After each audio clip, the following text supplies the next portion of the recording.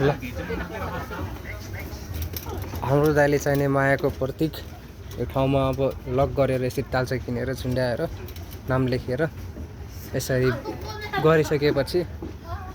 अझ धेरै सम्बन्ध टिकिरहेको छ अरे माया सधैँभरिलाई जुनीभरिलाई भइरहेको छ अरे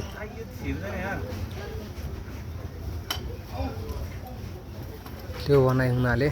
दाइले चाहिने घर परिवारलाई सम्झेर छोराछोरी भाउजू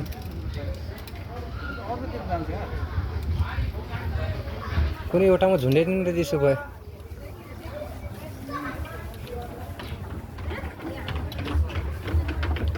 पानी पर लास्ट हिँड्लाइसक्यो दाइ अब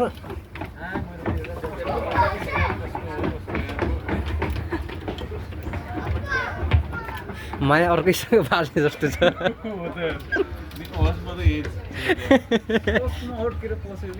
दाइ अर्कैसँग दिल बसेर निकाल्नै नसकेर त्यहीँ अल्झिनु भयो पुरानो मायालाई बिर्सेर